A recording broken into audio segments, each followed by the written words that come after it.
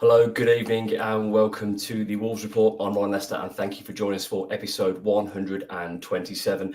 Tonight, we'll talk about the Spurs game, Wolves 4-2 win over Tottenham Hotspur. We'll give you our match and player analysis. Are Wolves back? We're asking that question, take some of your questions, and look ahead to Manchester United on Sunday afternoon. Now, there's a bit of a bump in the group. Tyler and Nocky have had a bit of a domestic, so I'll take myself off. Hopefully they can remain professional during the show and they can get over their tiff and continue their bromance after the show has completed. Nocky, fantastic afternoon on Sunday afternoon. Wolverhampton Wanderers 4, Tottenham Hotspur 2. Your take on that game, please. Really proud of the performance, really proud of how they approached the game and how disciplined we were and the work rate, everything was there for us. I mean, Spurs made it a little bit easy in the fact that they kind of handed us 4 goals with some awful defending, but we kept putting the pressure on. We didn't fold when we conceded the goals. It was just a really good, strong, disciplined performance, and you kind of wonder where the change has come from since Vitor Pereira came in and obviously Gary O'Neill left, and it felt so disciplined and it felt so organised. And I know, Spurs helped us out with some terrible defending, but we just seemed really hard to beat. Defensively, we were very solid. The 2 in midfield, that's as good a performance as you're ever going to see. And although it probably wasn't Larsson's best game, he was always a problem. He was always an option, and everything just seemed to work. And I was really proud of that performance. It was a big result. We've been on a run of 3 winning games in a row, and you're up against teams that on paper you feel like you should beat. This one, even though Spurs are only a few places above us at the point of kickoff, you still look at that as a difficult game because they're still full of top class players and internationals everywhere. So to turn up and beat them in the way that we did, I was really pleased with that. It felt like a bit of a coming of age performance for me. Tyler, is it fair to say that we played against the Tottenham side that were distracted because of the sandwich in between the European games? Is it a Tottenham side that's underperforming, or are we not giving enough credit to Wolves that pretty much held back Spurs and were deserving winners in the end? I think it's probably, a mixture of all three, really. There's no denying their focus will be on the European competition because they can't do anything in the league. Obviously, left the star man at home, so obviously made some changes. But like Mark says, they're all established international footballers still, aren't they? And I thought Wolves were good. And the best part for me was it was ruthless. I like the fact that we punished every single mistake that they made, which has happened to us a million times before. You make one mistake, you concede a goal. Tottenham made 4 and we scored 4.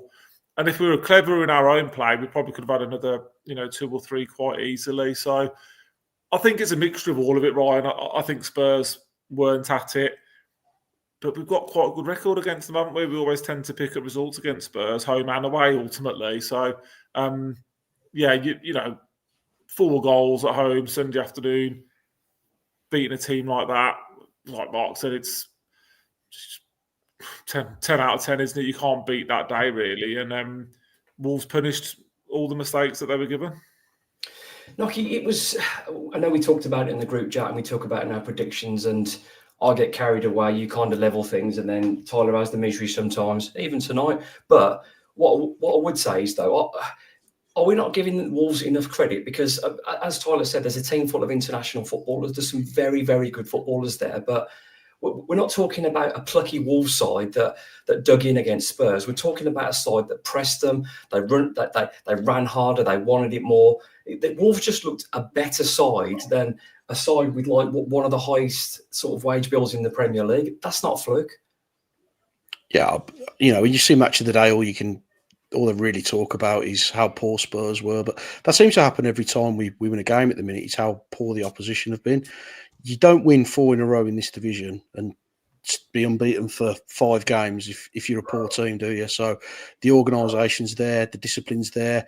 And I think you mentioned the press there. That was really important for me because they didn't like that press at all. They really struggled. It put them under pressure and we forced mistakes. But I think we did our homework on them as well. He obviously recognised that Vicario was a bit of a risk because every time he had the ball, we were charging at him and he kept giving it back to us. Jed Spence, he's good going forward, but defensively he's questionable, and we put pressure on him down his side as well. So it was a disciplined solid performance. And I don't think Wolves have had enough credit for it. I think the focus has been on Spurs' European campaign. And yeah, of course, I get that. They've not played Son, but there's no point playing him against us because he's always awful, isn't he? But they've left a few on the bench, but that's still a good squad of players. That's still a quality squad of players. And when you bear in mind that our best player was sat on the bench as well, it's a hell of an achievement to do that. So I can't care less what people say about Spurs or how they performed or who they rested or what they're doing midweek. For me, it's all about Wolves, and that was a professional performance and looked like a Premier League side. It wasn't a plucky underdog just having a go at Spurs. We deserved to win that football match. And as Chris rightly said, we punished every mistake they made, which is something that doesn't happen very often with us. So it was a professional, resolute, disciplined performance, and I couldn't be more pleased. Tyler, something just picking up what Nocky said then, in terms of the headlines are often how bad the opponents are when Wolves win a game, and that was quite often the case under Nuno. But what people and the press and teams didn't give Wolves credit for is it's not that they played bad. Wolves don't let teams play bad, and there seems to be that vibe again now.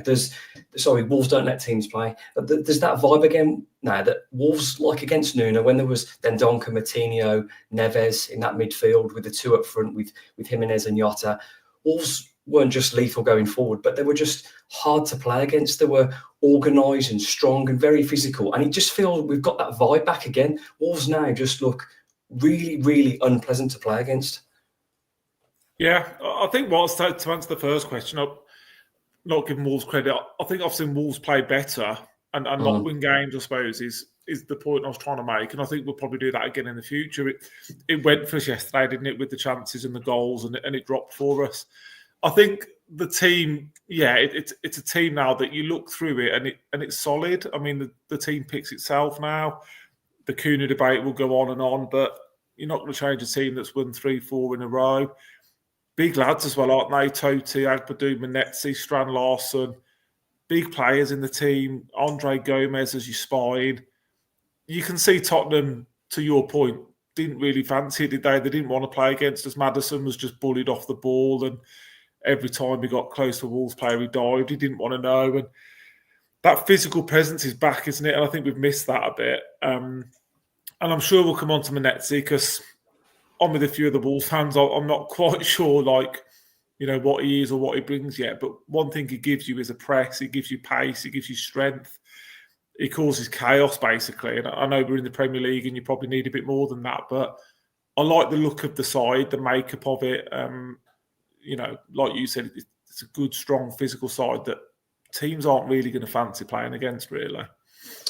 Nocky for quite some time, probably as the sort of the original old school of the Premier League bunch that came, the Moutinho, Neves, as those players sort of disappeared, Wolves become a bit of a soft touch, but they're far from that now. And it's nice to from being a bullied side to now be the bullied. And as Tyler mentioned, the sheer size of the size now. I mean, Strand Larson probably doesn't put himself around physically. Actually thought he did pretty well against Romero, to be honest, in terms of a big physical centre-back. But the introduction of Manetzi, Agbadou coming in the side, Wolves have turned from being the bullies now into the bully. I think Chris mentioned Maddison, and I remember him coming down here with Leicester and he rips us to pieces. I think they beat us 4-0 that day and we couldn't get near him. And there's been a few times he's done that. He never had a kick. I mean, we were all over him. We didn't give him any space to breathe. I thought the two in midfield just completely decimated Spurs in that area. They just couldn't get through us. In the end, they were going over the top or they were going round. But we've got a bit of nastiness about us, haven't we? There's a little bit of spite in what we do. And when we lose the ball now, you're pretty confident they're going to go and win it back. And Agbadou never seems to be in trouble. There was a couple of times that, he's one-on-one and he just stands there and takes the ball off him and takes us up the field. And Totti's getting a little bit more physical. And Doherty on that side, I think he's not mentioned enough for the performances he's put in. But he went off at half-time. Santiago Bueno came on and I thought he was brilliant as well. So they're all just seem to be hitting form at the right time. But I don't think we're doing anything particularly clever. I think we've gone back to basics, which is what we probably said we needed to do. We've just made ourselves hard to beat. We've stopped doing those daft performances where we're soft all over the pitch. We're just more physical, we're more dominant, we've got a little bit more little bit more spite about us now. And it's you wouldn't want to play against Wolves because they just chase you all over the pitch.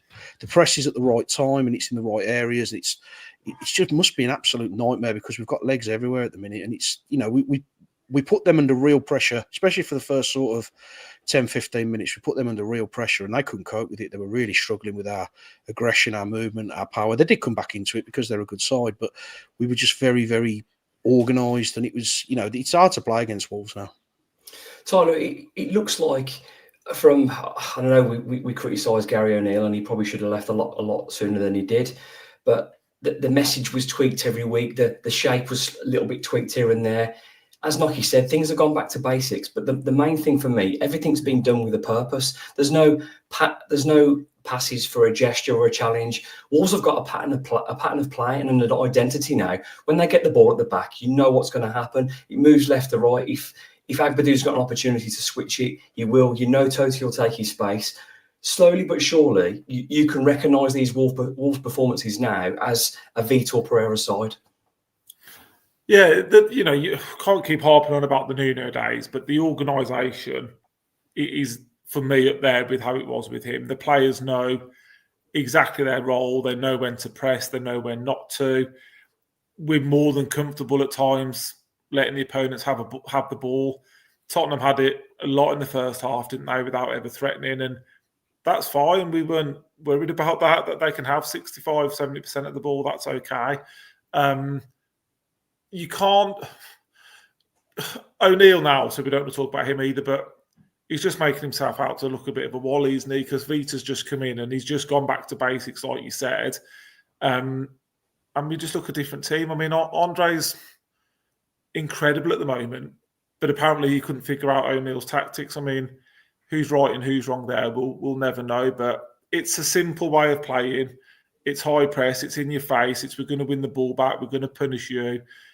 And I'm all for it. And it's exactly what we needed. You know, you were right all along, Ryan. We didn't need to panic about, you know, relegation in the end, which is great. But can we kick on? Can we finish the season well? Can we get 13th, 14th? Who knows? I think that's still a big ask. But that's where we should be, shouldn't we? Like we said before, we've got some good players in this team.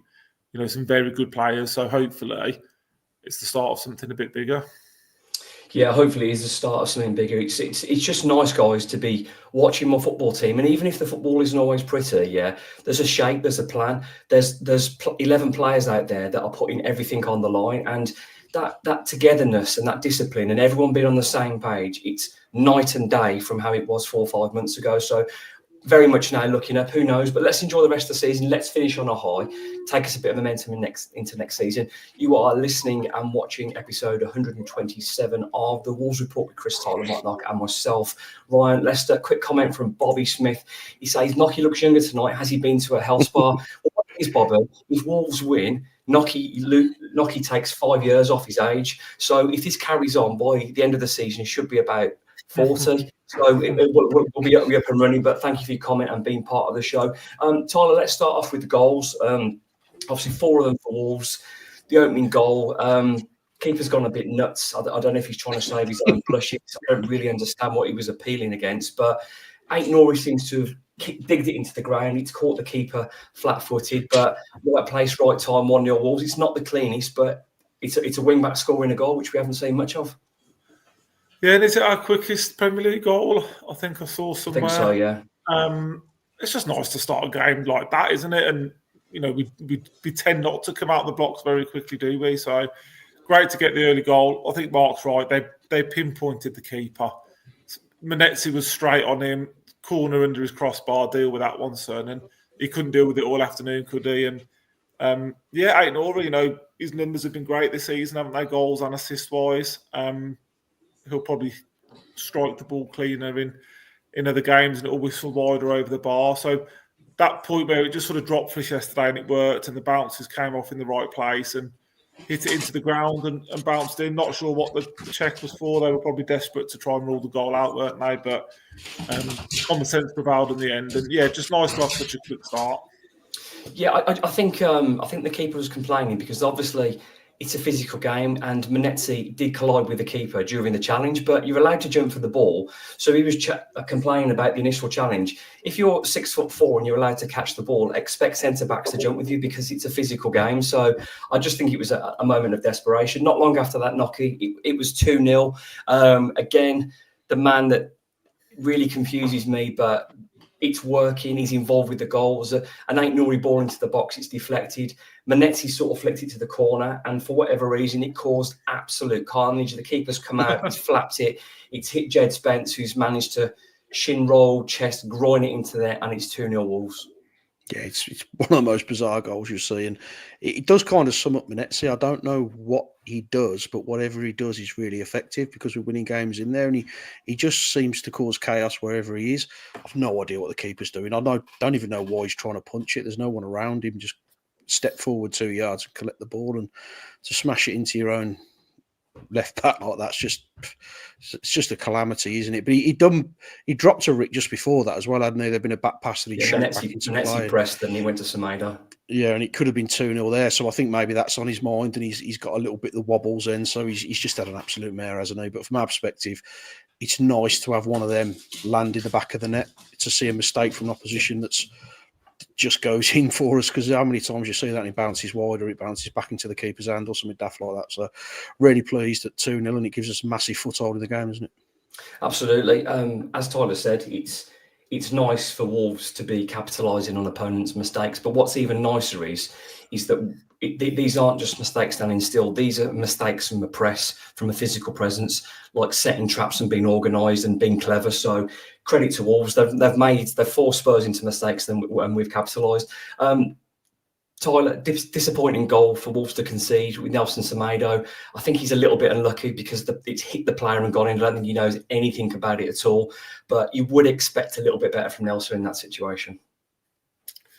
Yeah, you can't just waft the leg, can you? At this level, you've got to deal with the ball, haven't you? He just wasn't in the right position, body shape wise, was he? He got himself in a bit of a knot, didn't he? A bit of a muddle, yeah. It was sloppy, but I suppose we can't be too critical because he's been Mr. Consistent, hasn't he? Really, for large parts of this season, and he's come in as captain and he's sort of calmed everything down and leading by example. But yeah, one of them. It could have gone anywhere. It hits the lad and goes in, but we've talked about our first couple of goals, haven't we? So I suppose it's only fair that they had a bit of luck as well. But what's he trying to do, though?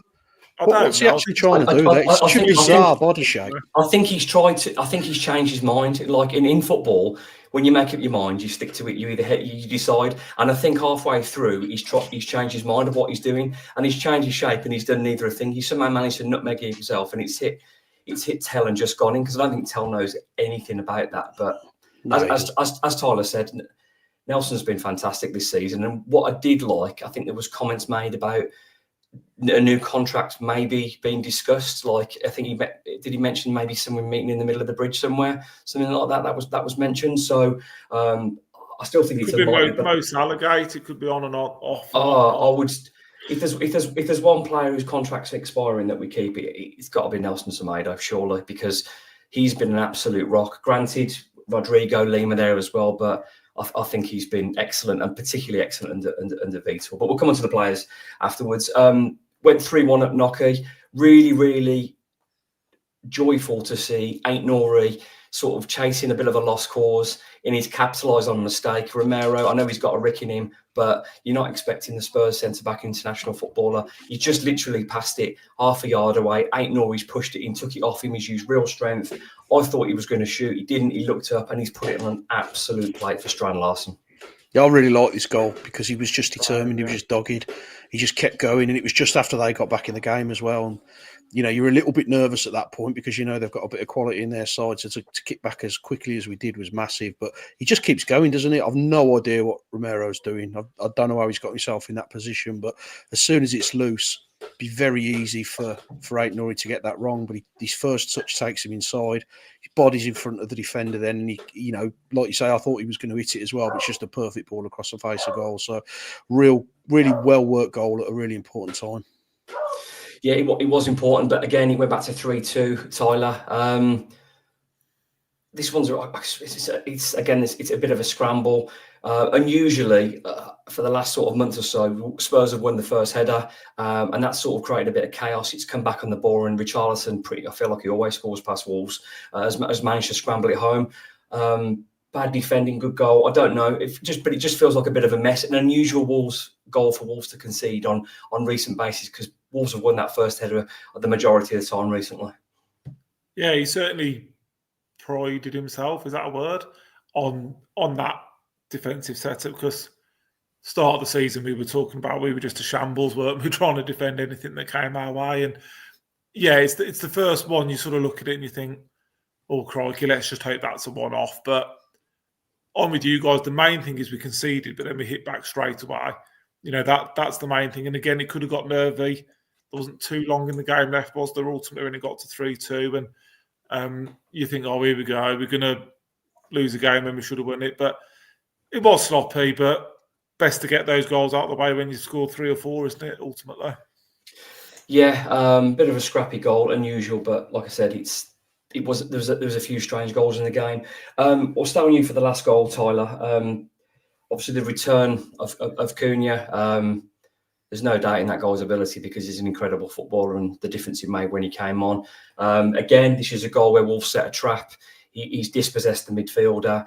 He's had too much space, I think, for Ben Davies. It was then, I think he was left centre back then. He's pushed it on. And as I was watching the goals back earlier on Sky, did you ever believe he was going to miss? I don't think so. I think everyone knew as soon as he was through, the swagger we've been playing with, that was going to be 4-2. Well, yeah, and I was happy for you, Ryan, because I know you've been talking about how much you want to get him back in the side and how important he's been for Wolves all season, and how you really want him to finish the season well. So I was pleased for you, mate, as much as anything. But he had a lot to do, actually, when he won it. You think you could be forgiven for thinking he just won it and he was through and he scored, but it's one of them. Good balance and determination after there's a slide tackle gone in. It could have been a red card if he goes down then, but he was more interested in going through and scoring as he wasn't going down. Yeah, which I'm saying makes a refreshing change. Yeah, yeah. There's no denying his off the field stuff has made him a bit of a wally, but there's certain people on Twitter that have probably got a point and just said let his football do the talking. And he came on, he was committed. His ability straight away is the best player on the pitch, if you ask me, and what the guy can do with and without football. And the finish was lovely, wasn't it? I mean, it's easy again to the body shape. Yeah, wonderful. Let the keeper down, passed it into the net, and you try and work out what his celebration was. Was he, I don't know, happy, sad, pleased, angry? Who knows? But we could talk about him for an hour on its own, couldn't we? But you can't knock the guy's quality and ability, and it was just a lovely goal. And what do we do now? I'm sure we'll come on to it for Man U, but class act on the pitch, maybe not so much off it, but he's done all right this season, hasn't he, ultimately? Yeah, I think he's got his goal celebrations from the same person running his social media page. This is episode 127 of the Wolves Report with Mark, not Chris Tyler, and myself, Ryan Lester. Let's go through the team ratings.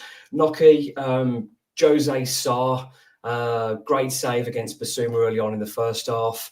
Not sure he could do much about either of the goals. I thought actually he was okay. What I like about Sarr recently is, although yes, his distribution isn't the best, but he doesn't seem to mess around with it as much now. When there's a 50-50 pass on, he'll just lug it, and I'd much prefer that. But I thought it was an okay performance considering he conceded 2.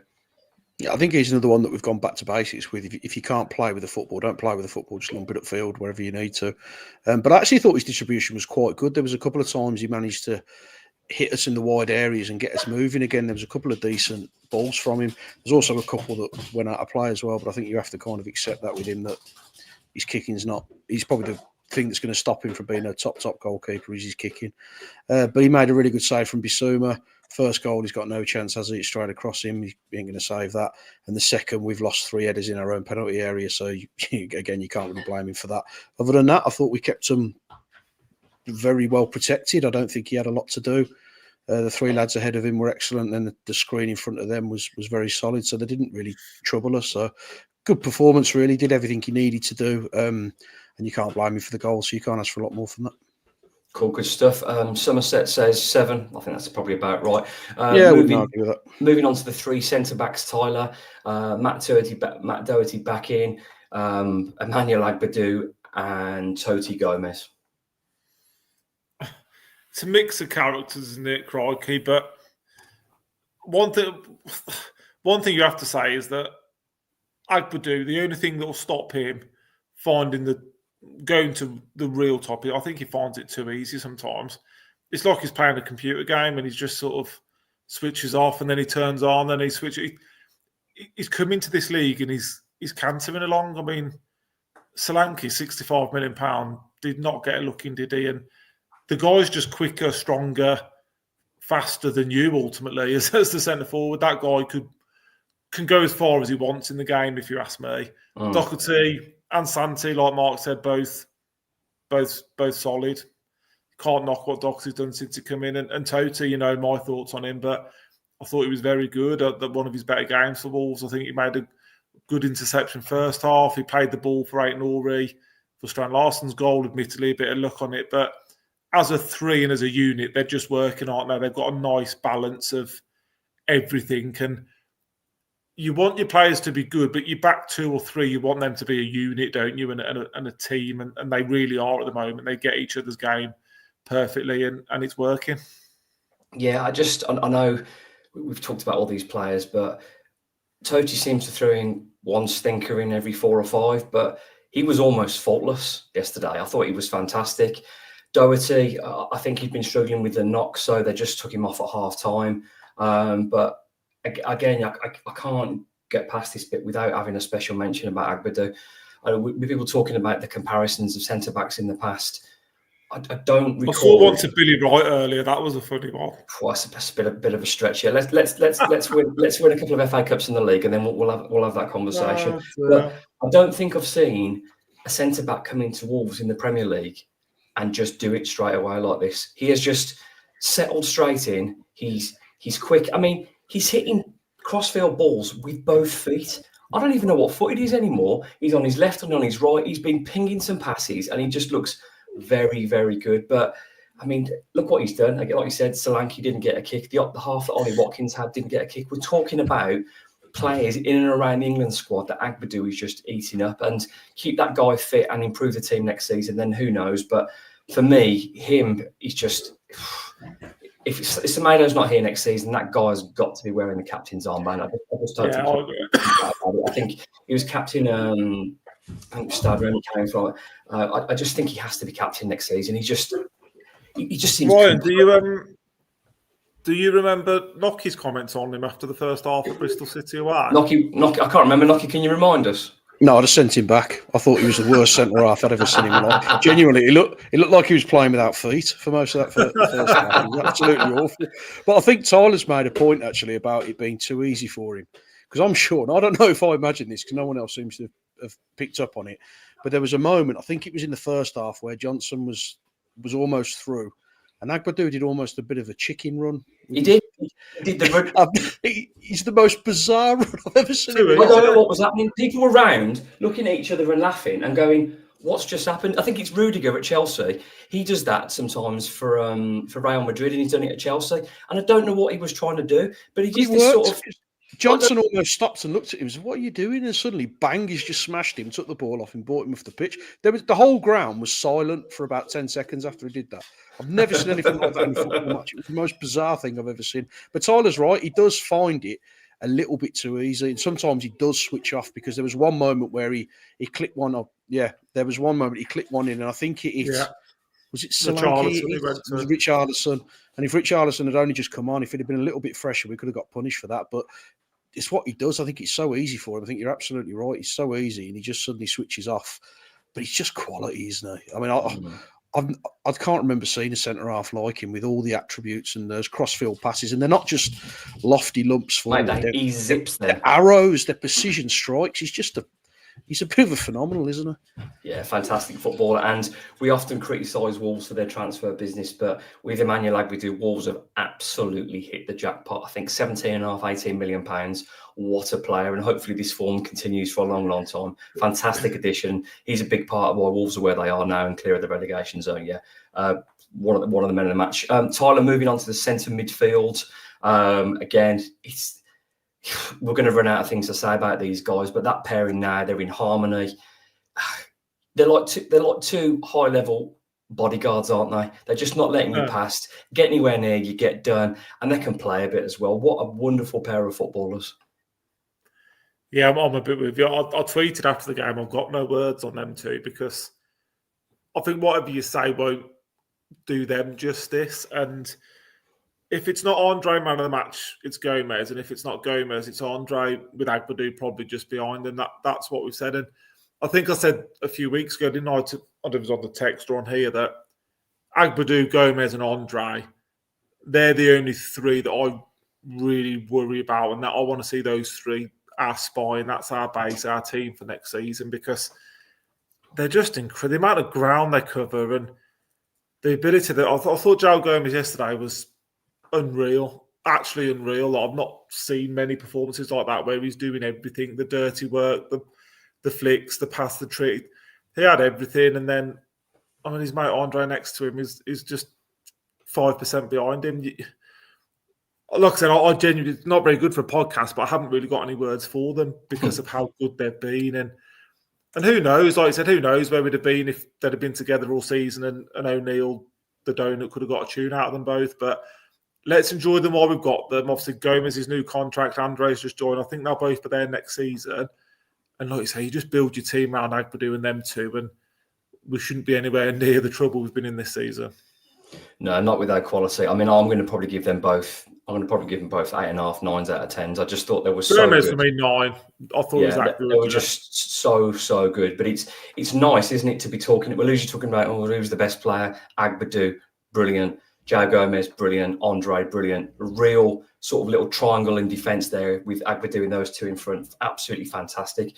Noki, moving on to the wing-backs. Ryan Aït-Nouri involved in a couple of the goals. And Nelson Semedo with an uncharacteristic mistake where his legs got in a bit of a tangle. But both on the winning side of a 4-2 victory. Yeah, I thought Semedo was good, but he just switched off for that goal when he's trying to flick it rather than smash it the way you face him, which is what you're taught, isn't it? So he was okay. He was involved, but the stronger of the two was definitely Aït-Nouri. I thought he was really, really good. Excellent assist, got himself a goal. I think they gave up trying to get at him at one point because he was just having one of those performances where he was really solid. So I think I'll probably give Aït-Nouri a 9, goal and assist and the way that he's played. And Semedo's probably about a 7 for me because he did, all but throw one in his own net. But other than that, it was a relatively good performance from him. Moving on to the two number 10s, Tyler, Jean-Brick Bellegarde and Marshall Manetzi. We'll start off on Marshall and spend a bit more time because this is a conversation that we keep having. Now, what I see from Marshall is when we haven't got the ball, go and press and win it back. And when we have got the ball, go and get in positions and cause absolute chaos. Now, I might be being harsh on that, and I'm happy for the comments to come up. I'd love to get people's opinion, but that's what I'm seeing. I'm seeing somebody that has an incredible engine, that is incredibly disciplined, that is incredibly committed and incredibly fit. And for whatever reason, it just works. Now, I trust the boss, and he's seen something there, and his scouting team have seen something. We need this guy to set the tone defensively and attack-wise. Now, without the ball, he does some incredible work. Should he have more goals? He absolutely should. But he's part of a team that set a new record for Wolves in the top flight since I can't remember when. So he must be doing something well. I mean, am I being harsh there, Tyler, or is that what you're seeing? Win the ball back, press high. When we haven't got when we're attacking, get into positions, open it up for others and cause carnage. Yeah, I'm yet to figure him out. And I can't work out if he's a 2 out of 10 yesterday or an 8 out of 10. And you give him either and you'd probably be like, well, yeah. If you look at the facts of him as a footballer, I don't think he touched the ball until the flick on for the own goal. I genuinely can't remember him touching the ball. And that sort of makes you think, well, we're in the Premier League here, you can't have players like that. But it just works, doesn't it? It works so well. We're never outnumbered anywhere on the pitch, though, are we? So it doesn't. He must be doing something. Yeah, we don't score that goal unless he's in there. And you know me, I'm a purist, so that's why Toto gets a bit of stick from me. And I think Manetzi's in that same camp where you can never fault his desire, his commitment, his passion. But you look at him sometimes and you think, I've just got no idea what he is or what he does. And I think the amount of good players we've seen at Wolves the last 6-7 years, and Manetzi's been an integral player in our best ever Premier League run. It doesn't make sense, does it? No. It makes a mockery of of all the stats, all the numbers and everything you've seen, but he's just working, isn't it? And he's just a nuisance. Someone's put it there, yeah, nuisance. That's the word I'd use. He must be horrible to play against. The only thing is, will teams start to realise that and figure it out? And you can let him have the ball and you can probably leave him to his own devices a little bit. But without the ball, it's just working with him and Bellegarde. I mean, Bellegarde's been brilliant.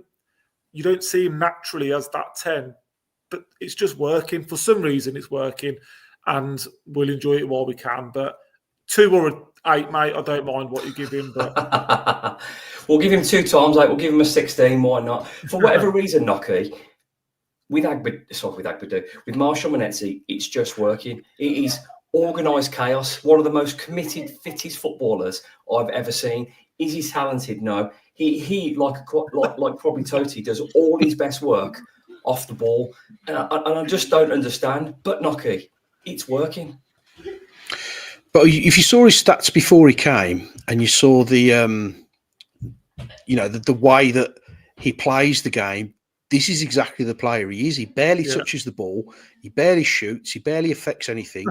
But your team's better with him, and I don't think this is any surprise that Strand Larsen's in the form he's in because of Manetzi. Because I think Vitor Pereira mentioned it, that he's closer to Strand Larsen, so he's giving Strand Larsen someone to play off, and he's pulling players away, and he must be an absolute nightmare. He must be a pest to play against because he never stops running. I mean, there was a moment in the second half where he just ran, closed the player down, closed the goalkeeper down, he just kept going. He just keeps running round in circles, but whatever he does affects the game, and it makes us better in an attacking area. So I'm with Chris. I don't remember him touching the ball other than that little flick on. Even after that, I don't remember him touching the ball after that either. But whatever he does on that pitch, he's making us better in attacking areas because Larsen's a different player, and it coincides with him coming into the team. So Pereira's got it bang on because he's found someone who maybe doesn't look like he's affecting us, but he's affecting the players around him, and he's making us better. So you can't knock it, can you? It's a fantastic.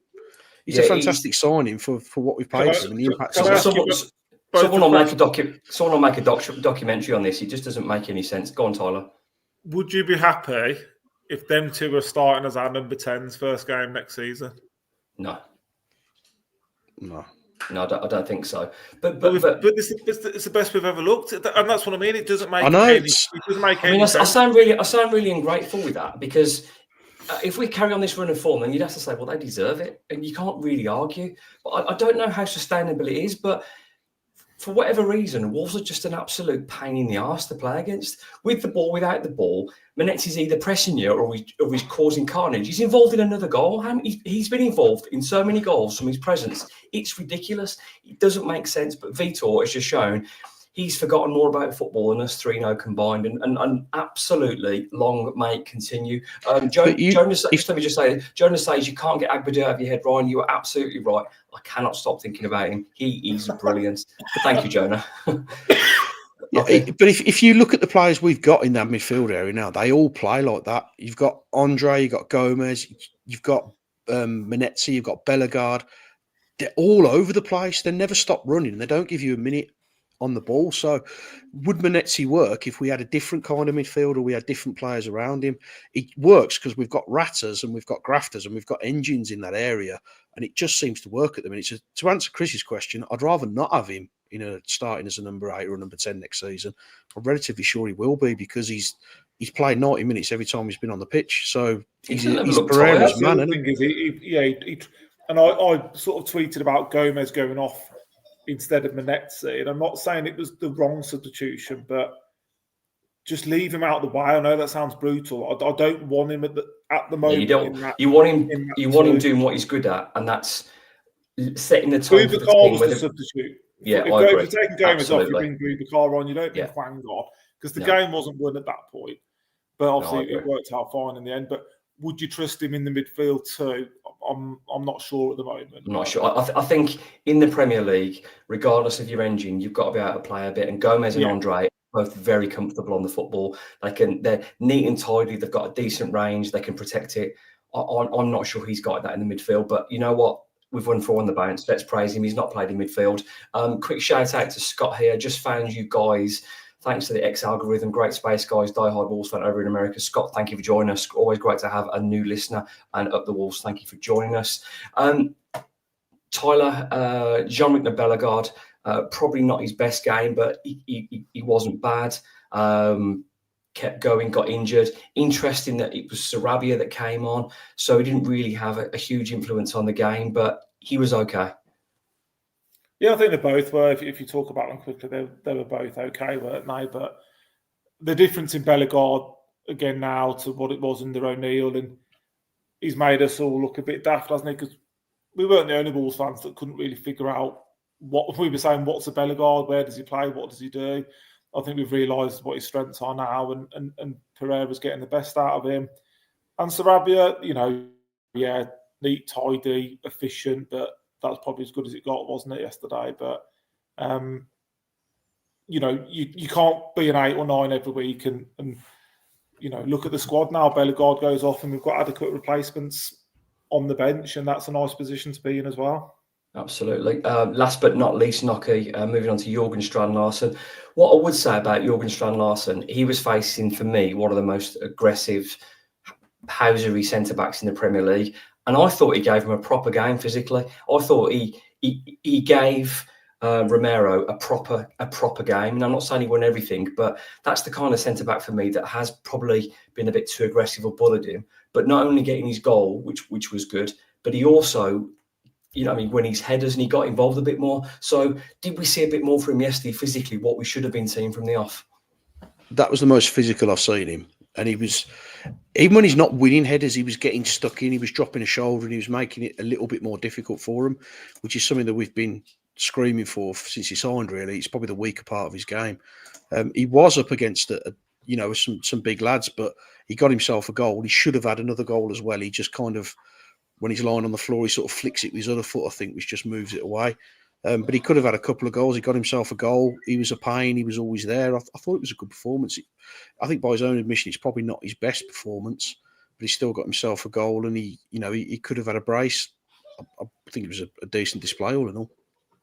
Yeah, I'm happy with him, and his goal return coincided with Manetzi coming into the side and with Cunha coming out. Now, I'm not blaming Cunha, because if he's in the team, you give him the ball because he's a very good footballer.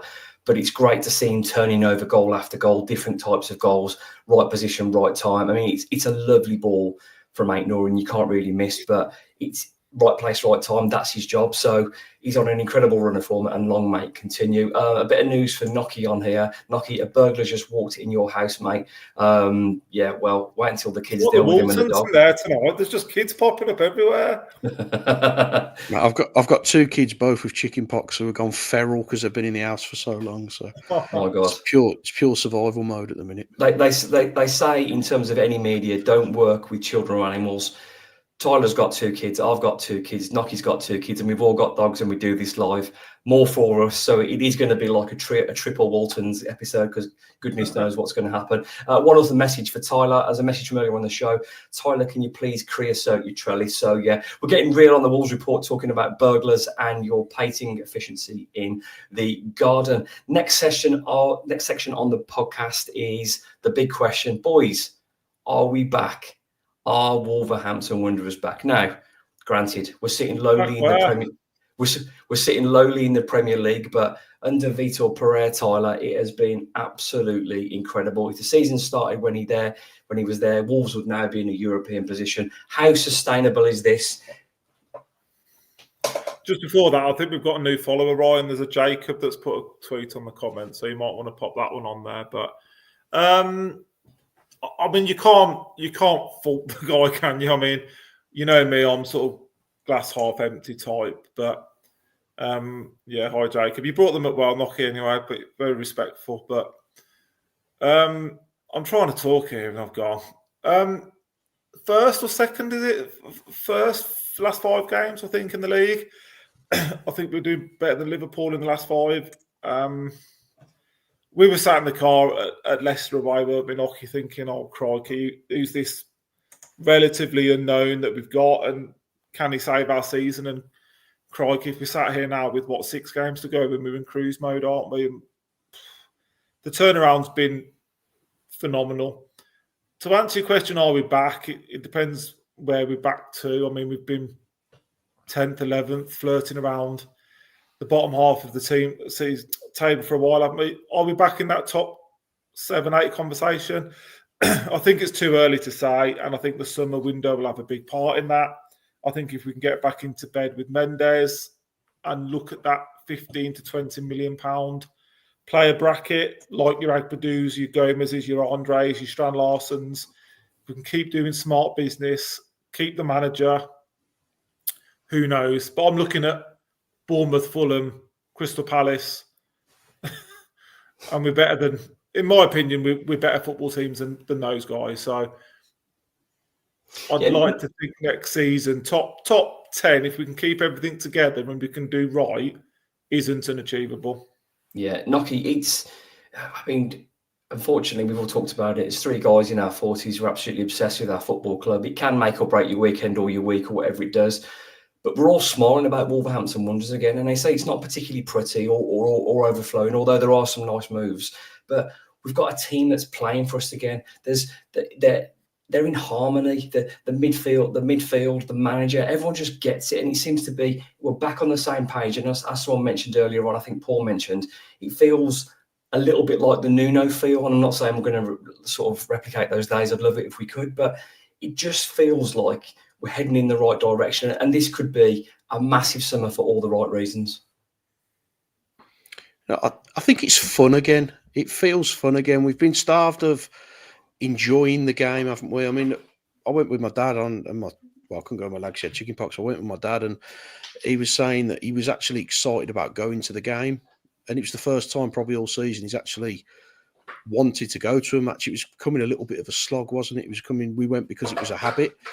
Whereas he actually, you're now looking forward to games, and they brought a bit of fun back and they brought a bit of entertainment back, and we look like we're dangerous and we can score goals and we can affect games. It's just a good place to be. And to answer, sorry, my dog's got a bottle here, if you can hear that. To answer your initial question, is it sustainable? We're not going to keep winning games, are we? Let's be realistic. We're not going to win every game between now and the end of the season. But I'm confident that if we can reinvest the Cunha money and we get Pereira locked into a decent deal and we back him and we give him some financial support, I'm confident that we can look at next season. And even if we're not challenging top 10 or we're nowhere near Europe, if we can just be in the middle of the table, not threatening relegation, that is a massive improvement. And I think we can do that under this manager. Yeah, I agree. It's certainly nice to be having a conversation about looking forward to the summer, looking forward to the games. Like you said, our dad's all of the football team as well. So yeah, Jonah's asking what's happened to Ryan's cat. It's a dog, and he won't appreciate that. So Jonah, enjoy your last show. You've been blocked. Thank you for insulting my dog. Only joking. He's having a little nap now. He's bored of me talking about football, as everyone else is. Let's get on to some questions. A little bit of fun. Let's carry on with it light-hearted, and this sort of breaks out another bit of fun. We've seen Vitor Pereira going out into the town, out and about, and having some drinks. I don't know, Jonty's putting up here what's his favourite drop, but guys, we've got a manager that's embracing the city and the culture and the people. I mean, and Nuno didn't do it so much drinking-wise, but he would jog through the town on his days off and in the morning before training. We've got a manager now that says he feels the vibe and the love from the people. This is a man, for me, that is embedding himself into the city, into the cultures of the football club. He's warming our hearts. He's saved our football team. What a guy. I mean, I'm hoping every day it's a Guinness. I'm sure it is. I think it was from some of the pictures. But yeah, Tyler, this is a man that just feels like he gets Wolverhampton Wanderers. He gets our football club. Yeah, and jokes aside, what are the Premier League managers going to be doing that? You just don't see it, do you? For him to just walk into the boozer after the game and nipping into the spoons after, what a bloke! I'm all for that. I'm all for it, and we're old farts in a way now, aren't we? We moan that the game's a million miles away from the working man, isn't it? And it wasn't, 40 years ago. He's bridging that gap again, isn't he? He's a Premier League elite football manager, been around the world, and he's going to a pub in Wolverhampton after the game just to speak to the fans. And you can't get enough of that, but it's also smart. It's clever. He's not daft. That will not buy him time. But like Nocky said, we're not going to carry on winning football matches. We're not going to be like this forever. But if you're likeable and you're on side, there's not going to be many people that say a bad word about him. And he's just brilliant, isn't it? It's just nice to see. And it's a working class area. People pay good money to go and watch Wolves in the Premier League. Fair play. Go and have a pint with them. And, you can't knock it at all for me. Absolutely. What a bloke. Johnson, thank you for being part of the Wolves Report. Now, bringing us back down to reality is Richard. And Richard, good evening, Rich. He says, how worried are you about this positivity and momentum will be halted by another shambolic summer from Fosun? Oof, stinker, talking about a reality check. Knocker. Well, history dictates it's probably going to be a bit of a struggle again. But, I mean, I think there could be 10 to 15 players leave at the end of this season. There's going to be massive wages going in your sort of Sarabias, Smado, because I still think he'll go. I think Aït-Nouri will go. There's going to be some big players going. Cunha's obviously going to go. Potentially, we could bring in 150 odd million and lose 15 players. So it's almost going to be a massive rebuild job. So I don't think they can afford to hang back on this. I mean, there could potentially be a bit of a bidding war for Cunha, because even though he's got a release clause, I believe they've got to pay that all at once. Yeah. Who's going to pay a release clause all at once? So it's more likely to be someone will offer us a bit more with instalments. That could create a little bit of a bidding war. So what you want to happen is everything to happen quickly. You don't want to be messing around and going into the season and you've only brought in one or two players. You need to get this business done quickly, and it's not something that historically we do very well. So let's get the Cunha deal sorted as quick as we can, get him out the door. Everyone who's going, get him gone straight away, get the money in. And you would hope that if we're in bed with Mendes, we've got some targets identified. You've also got players like Hugo Bueno coming back who could be ready to slot into the left-sided position. The right side, potentially, you've got Rodrigo Gomez, who's been over there a little bit lately. So we've got some players in the squad that I think we can rely on now, who perhaps haven't had such a go this season, but we're going to need to do some serious business, and they've got to be players that are ready-made for Premier League football. Because if we're bringing in players who are going to be decent in 2 or 3 years, you're going to end up back in this situation again, aren't you? So I am nervous about it. I'm probably more nervous than I would be in other seasons, because we've got so many players that I think are going to disappear out the door. So massive work to do.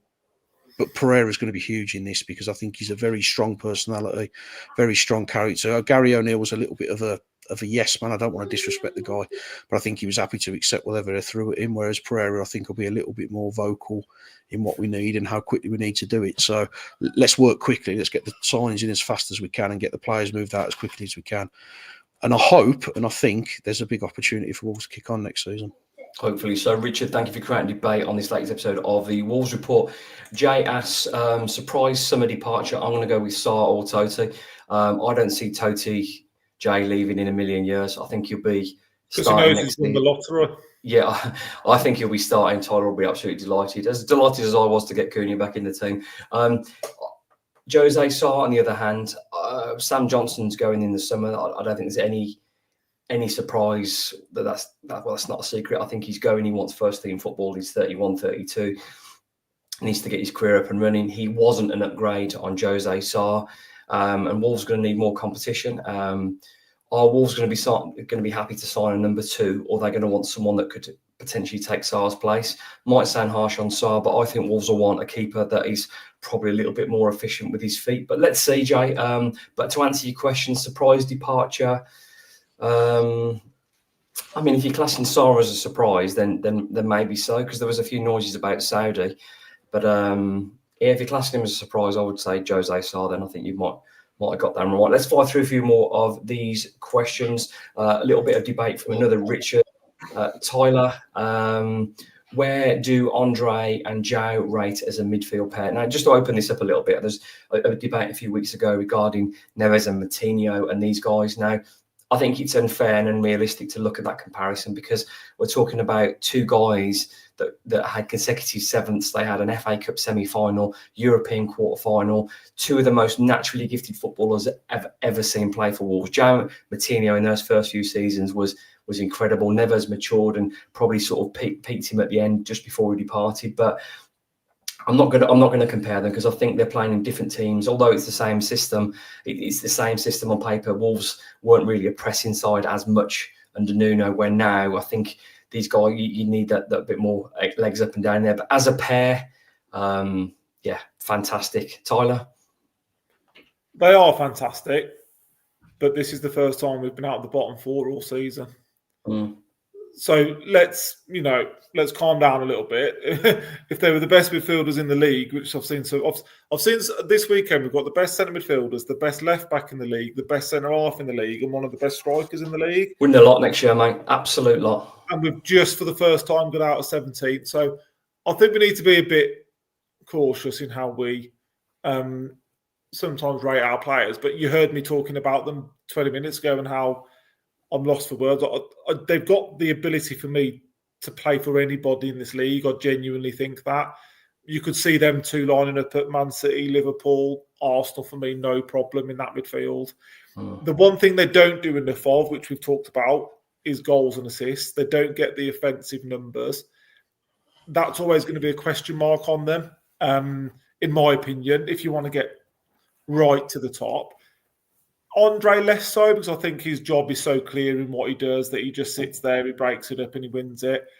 But if Gomez wants to be seen as a proper number 8, he needs to affect both boxes for me. To answer the question, Neves and Moutinho for me, hands down, the best two I've seen to date. But these two have got the potential, haven't they, to get there? They've certainly got the potential, and they've got age on their side as well for both of them in their careers, which is brilliant. But yeah, let's let them develop and grow, and hopefully it's in a Wolves shirt for a couple of years. Richard, thank you for being part of the show. Great answers from Tyler. Nocky, Adrian says, would you keep Ait-Nouri or the on loan Hugo Bueno left back next season? I mean, there's talk of Bournemouth being interested because I think they're going to sell their left back to Liverpool. So Hugo Bueno could end up at Bournemouth. I don't see Nocky. I could see both those players not being at Wolves next year.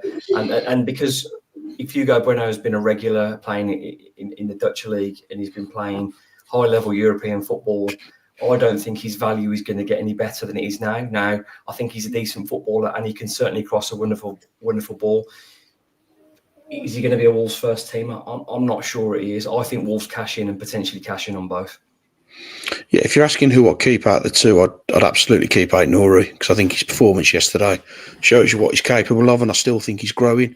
On with you, I think Ait-Nouri certainly goes. Bueno, I'm not sure at the moment. I've got a feeling he might have a look at him in pre-season, but I wouldn't be surprised if he left. And then potentially you've got Rodrigo Gomez who can play over that side, and then are you relying on Pedro Lima, who doesn't seem to be in the plans at the moment, doesn't really get a look. Twisted ankle the weekend, so just missed out on the bench. Yeah, but I mean, the rest of the season, he's hardly had 20 games. Yeah, he's hardly had anything under Pereira, has he? So I'm not sure he fancies him. And then you can't be relying on Doherty another year down the line to play there. So you either keep Bueno or Ait-Nouri, or you're back in the market to bring someone else in, aren't you? And it's hard to bring in another Ait-Nouri. So I wouldn't be surprised if they're both left. I feel like Ait-Nouri will go and Bueno will be our starting left wing back next season. But there's so many variables for this transfer window coming up that, you know, you throw in a load of cards in the air and just see what lands. It's a complete lottery. Adrian, thank you for being part of the show.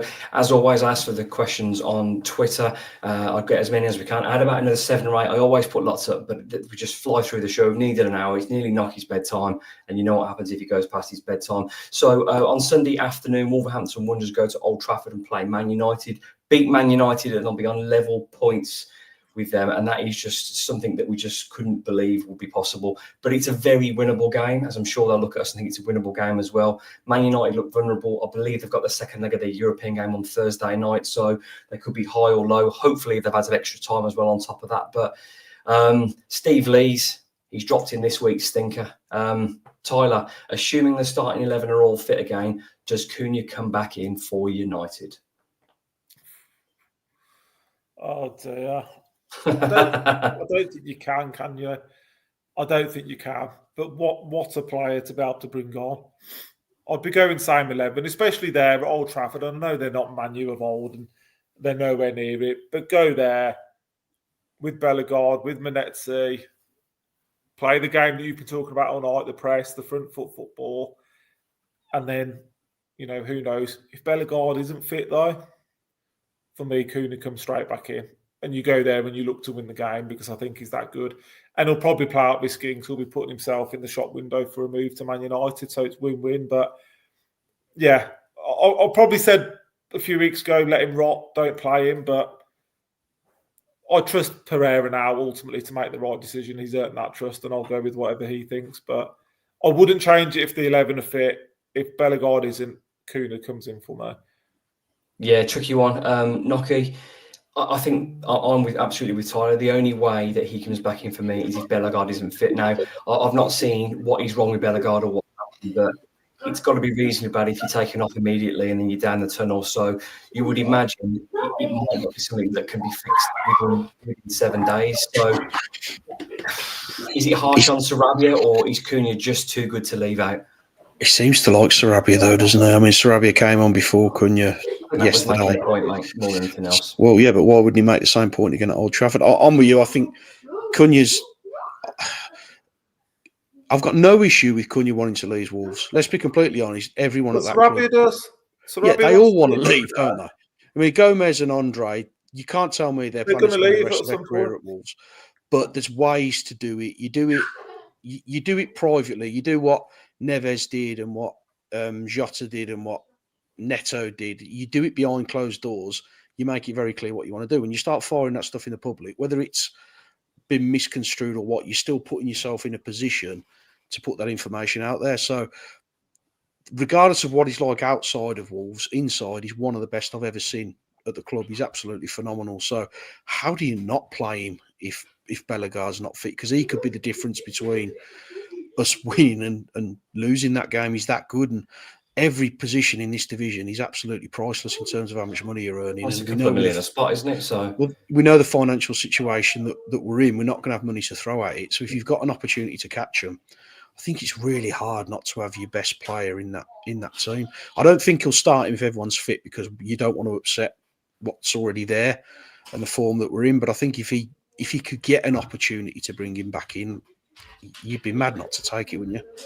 The thing that worries me, guys, is, and I just can't believe I'm saying this, but everything he came on and he was amazing. And you're right, it should be the same team, but he's somebody. Looking at that Man U team with Casemiro midfield and the other guys at the back, he's everything that Man United fear, dancing through them. We look at the pace and power. Look what Newcastle did to them. That's just gone full turn. No, I haven't gone full turn. What? No, I haven't gone full turn. I haven't gone full turn. But what I'm saying is, yeah, he's like I can see the manager thinking, this is a tough one, because look what Joe Linton did. Look what Isak did. These guys that are fast and powerful were just walking past Man United because they're a team of plodders, and he will be tempted. So are the stars aligned if Bellegarde's out that he comes back in? I think if Bellegarde's out, I don't think Sarabia starts. I think he has to play Cunha. I might be wrong. Is that the right thing to do? I don't think Pereira gives two monkeys what he's doing on social media and what he's saying. I don't think he cares. He's old school and he cares about, can he get a performance out of it. But the most important thing is Wolverhampton Wanderers winning that football match. Exactly, and that's Pereira's job. The win against Spurs has made it more difficult, though, hasn't it? Especially because he scored as well. Well, it's not just that. I mean, if we'd have lost that game, you think, right, 17th, we're not going to get caught. No one's going to catch us. We're going to sit in here now. Let's just play the season out. It's easier to leave him on the bench then. All of a sudden, you could finish, 13th? It's possible we could do that. And that was completely out of the question when he came in and with 5 points from behind Leicester. So all of a sudden, now you're thinking, well, hang on a minute, do we not play our £62 million footballer when we've got an opportunity to finish 3 or 4 places higher? It's a massive, massive risk. I mean, how high would Pereira's stock be if he came into Wolves and was second from bottom, 5 points adrift, and then they go and finish 13th for the division? I mean, that's a massive feather in your cap, isn't it? So I do think that result yesterday has made it a little bit more difficult for him now. It's almost given him a bigger decision to make.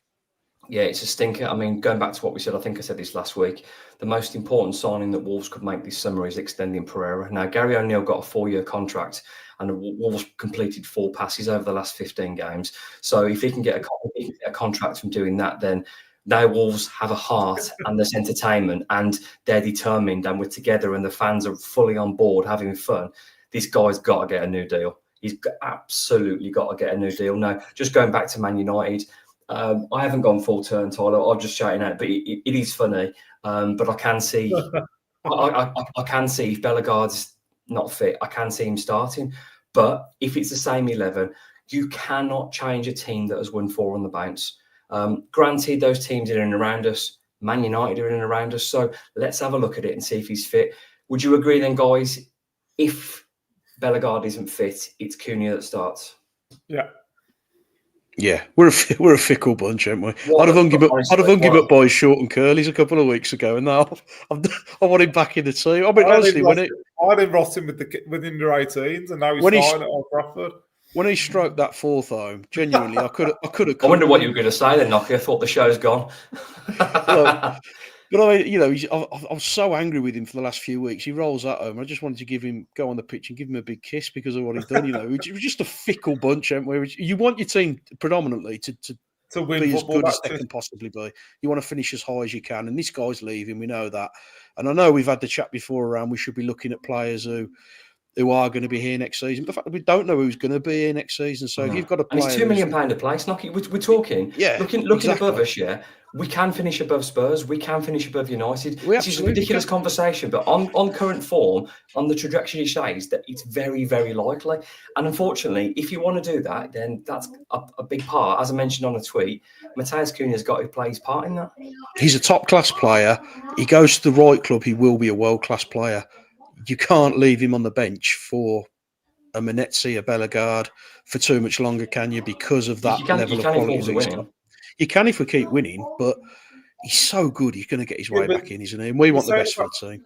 You say about keep winning, but it ain't the team that starts the game that wins the game. You know, we made early substitutions on Sunday. So you start in the same team, but the team that finishes it is different and winning the game. So, well, that happened with I think the days of same 11, can't change it. I think those days in football are gone. You know, Santi came on half time and Sarabia came on early. It's not always the team that starts the game that wins the game, is it? Yeah, interesting point. Right, we have 1,000 live listeners. Thank you for watching and listening. Those who are watching on Facebook, X, and YouTube, it's much appreciated. A big thank you to those catching up on Spotify as well. Please drop us a follow, a like. We are slowly growing the show, and your support is appreciated. At the end of episode 127 now, by the way, Steve Lees, thank you for your stinker this week. Let's talk about the predictions for Manchester United v Wolverhampton Wanderers. Wolves have won 4 on the bounce, a club record in the Premier League.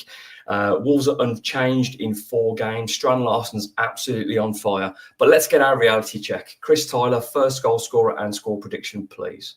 Hang on a minute. What did I predict yesterday, Ryan? 2-0. A comfortable win for Wolves. Got sneaky that we go there and take 3 points, to be honest. I don't see why not. I mean, they're a car crash, aren't they? And Pereira will have done his homework. Will target the keeper. They're playing away. Aren't they playing away in Europe as well on Thursday night? They're only in France, aren't they? They're at home, aren't they, to Lyon, I think. But it's another game. I fancy Wolves to go and win. I think 2-0 to Wolves. Oh my God. A clean sheet? You absolutely lost your mind. Matheus Cunha with the opener. Nocky. I'd say I've got a sneaky, but I don't think it's a sneaky if we go there and win, is it? It's almost a sneaky if you can back United at this point. I can't back us to win because every time I've done that, it's absolutely fallen apart. So I'll go for a 1-1. I think it stinks of a Marshall Menezes goal, though. Oof. Lads, guess what? We're back. Wolves 1-0 Cunha.